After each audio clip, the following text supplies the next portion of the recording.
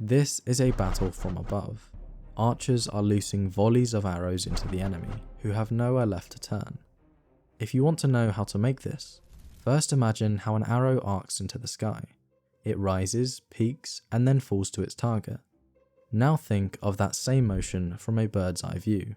The arrow starts small, grows as it approaches, and then shrinks as it flies away. Let's build that in Davinci Resolve.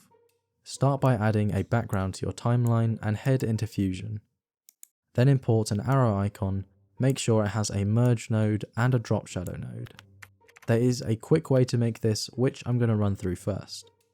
Choose a point on the timeline and keyframe the center position. Drag your placeholder forwards and move your arrow where you want it to land. Then right click the angle, connect to, and select the path you just made. If it's not pointing forwards, go to modifiers and adjust the heading offset. Now when you curve your path, the arrow will follow it. This works great for a simple animation like this, but I feel it looks a bit less authentic, so I'm going to manually keyframe my angles. Start by keyframing the center, size, and angle. Reduce the size to about 0.2 and tilt it a few degrees. Move the playhead 50 frames forwards and keyframe these again.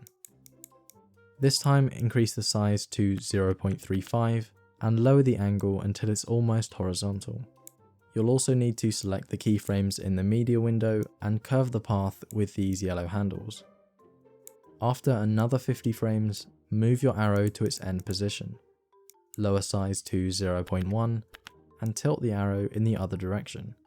To make this look a bit nicer, press spline at the top, select the middle keyframes and hit S on your keyboard. Play around with the curves until it looks right.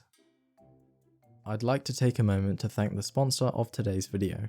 They offer a background removal tool that is far better than what you'll find online.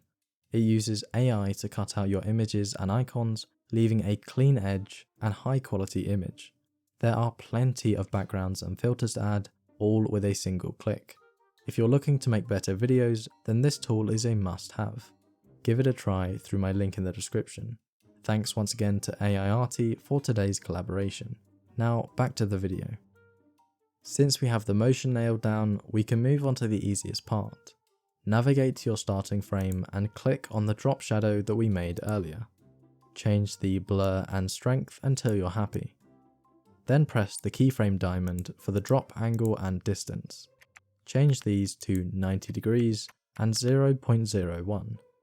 Move to your midpoint keyframe and change this to 120 degrees and 0.17. Finally, at your last keyframe, change the drop angle to 155 and the distance to 0.01.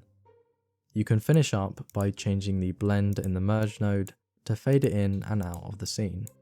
Repeat this 10 to 15 times to give yourself a full arrow volley. To export this, we need to replace the media in node with a background and turn the alpha down to 0. Then go to the export page and change to the following settings. Format should be QuickTime, codec should be GoPro Cineform, and type should be RGB 16-bit. Make sure to tick the export alpha box before rendering your clip. It will then show up without a thumbnail. All you have to do to use it is drop it onto your timeline. And there you have it, a powerful arrow volley animation.